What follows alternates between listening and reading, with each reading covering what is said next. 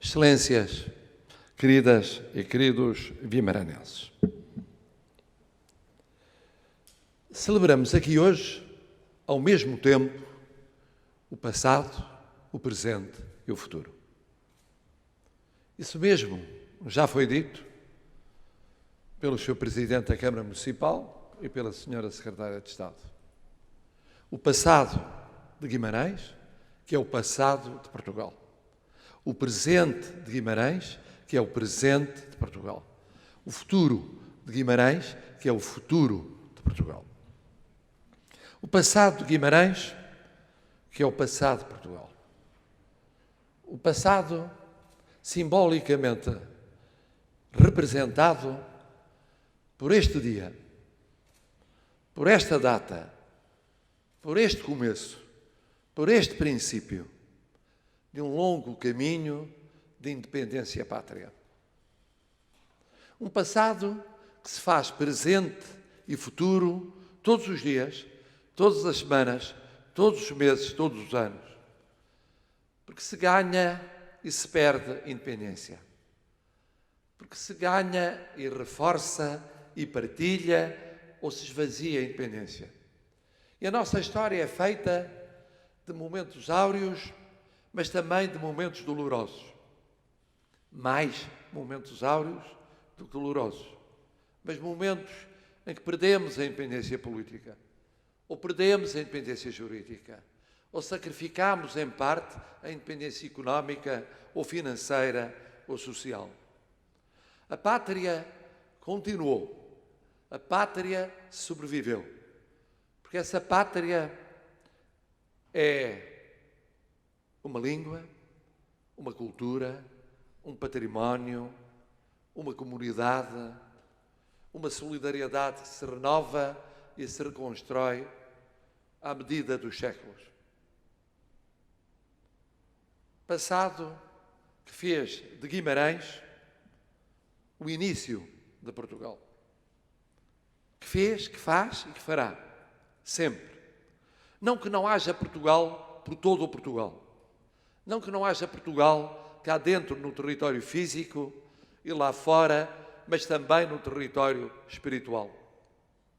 Aí está esse Portugal. Nas comunidades de portuguesas e portugueses espalhadas pelo mundo. É a nossa vocação universal, indissociável das nossas raízes. Isso mesmo evocava há dias, há menos de uma semana, a quando da reeleição do secretário-geral das Nações Unidas, um compatriota, um português, o primeiro português secretário-geral das Nações Unidas, o primeiro cidadão da comunidade de países de língua portuguesa secretário-geral das Nações Unidas, o primeiro europeu, enquanto membro da União Europeia, secretário-geral das Nações Unidas. É a nossa universalidade, é a nossa projeção no mundo, que começou em Guimarães. Havia Portugal nas suas raízes antes de Guimarães, antes de São Mamede, havia uma pré-história e uma pré-história da pré-história. Mas há um momento fundador. Esse momento fundador é o primeiro de muitos momentos. É um momento que mostra que há causas que ultrapassam as relações familiares, que ultrapassam as relações de sociabilidade clássica. São causas cimeiras. E essas causas levam à afirmação das nações. Foi um processo lento, foi um processo longo. Foi um processo que, em rigor, culminou no reconhecimento papal da independência da nossa pátria. Razão pela qual é simbólico que aqui tenhamos Vossa Excelência Reverendíssima conosco, assinalando o papel do papado e, portanto, da Igreja nos primórdios da nacionalidade. Mas que se fez dessa distinção afirmada no tempo entre os galaico-portucalenses e os portucalenses-portucalenses. Fez-se no tempo, fez-se na língua. até ela desabrochar, pela pena dos próprios reis, ainda na primeira dinastia, como língua autónoma, como língua definidora de uma cultura, de um património, de uma pátria. E Guimarães esteve presente nesse princípio. E por isso reivindica a justo título que se não esqueça essa sua presença. Nós nunca a esqueceremos. Nunca esqueceremos aquilo que depois passou dos primórdios da Portugalidade para o Portugal do presente e passará para o Portugal do futuro. Aquilo que define Guimarães. O que define Guimarães como alma, como raiz, como força, como pujança, como espírito de corpo, como coesão cultural e, por isso, cimento de coesão social e de coesão cívica. Mas se há esse passado que celebramos hoje e que é comum a Guimarães e a Portugal, há um presente que também celebramos. E celebramos ao recordar, tal como há um ano, aqueles que afirmaram e afirmam a nossa Portugalidade em tempo de pandemia. Há um ano afirmaram na saúde e na subsistência. Este ano celebra-se a sua afirmação na solidariedade social e na educação e na cultura. Educação e cultura, aqui já foi dito, inseparáveis. E por isso é justo que agradeçamos este ano, tal como agradecemos no ano passado, aos que lutaram pela vida e pela saúde na primeira linha da nossa pátria, que agradeçamos à rede social. O que fez uma vez mais, tinham feito em crises anteriores, voltou a fazê-lo nesta longuíssima crise. Continuará a fazê-lo enquanto ela durar. Mas tal como há um ano dissemos e repetimos que não esquecemos para o futuro o que devemos aos profissionais e servidores da causa pública na luta pela vida e pela saúde e nos serviços essenciais, não esqueceremos o papel das instituições e dos cuidadores na solidariedade social. Não esqueceremos naquilo que é devido de gratidão. Não esqueceremos daquilo que é devido de apoio, de reforço do seu papel, de reconhecimento da sua missão, de criação de condições para que se possa exercitar no futuro. E o mesmo se dirá da escola, dessa escola que não parou, dessa escola feita da família, dos pais, dos avós, de outros educadores, mas de uma forma muito especial também dos diretores, dos professores, dos não docentes, da comunidade que soube reinventar-se em tempos tão diversos, abrindo escolas, fechando escolas, promovendo o ensino à distância, encontrando fórmulas mistas para situações híbridas, inesperadas, em muitos casos impreparadas, porque o improviso assim obrigou. Estávamos todos, em larga medida, impreparados para a primeira vaga da pandemia. Estivemos, de algum modo, também surpresos perante os contornos das vagas seguintes. E a educação? E os educadores? Que fomos todos, que somos todos, mas foram alguns em especial, souberam e soubemos enfrentar mais esse desafio. Já aqui foi comparado a São Mamede. No fundo, São Mamede foi a primeira de muitas batalhas travadas todos os dias por todas e todos os portugueses ao longo de quase 9 séculos de história. Na sua celebração se recorda ao passado, mas recorda ao presente. E por esse presente ter sido um presente heroísmo de todas e todos os portugueses, abria uma exceção a um princípio que é o de não aceitar galardões municipais. E abria exceção por se tratar de Guimarães e por se tratar de uma homenagem a todas e todos os portugueses.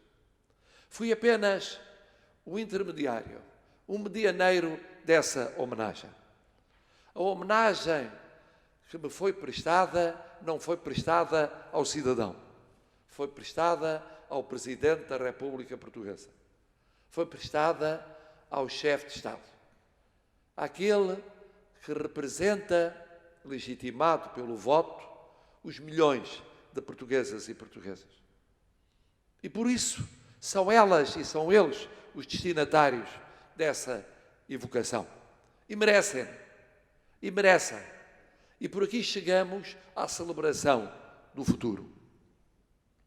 Vivemos este dia por uma estranha e curiosa coincidência, num instante em que somos chamados a um novo começo, a um novo princípio, a um novo encetar de caminho.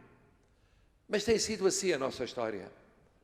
A história de uma pátria para muitos improvável, improvável no tempo e no espaço, mas convertida de improvável em pátria certa, em pátria perene, em pátria capaz de sobreviver a todos os desafios. Vivemos hoje mesmo mais um desafio, que é o de recomeçarmos o caminho da vitória definitiva sobre a pandemia. E esse caminho é de todo um Portugal, não é de uma parte de Portugal. Pode ser vivido de modo diferente num concelho, noutro concelho, numa área metropolitana, urbana, suburbana ou predominantemente ainda rural. Não importa. Portugal é mais do que qualquer área que o integra.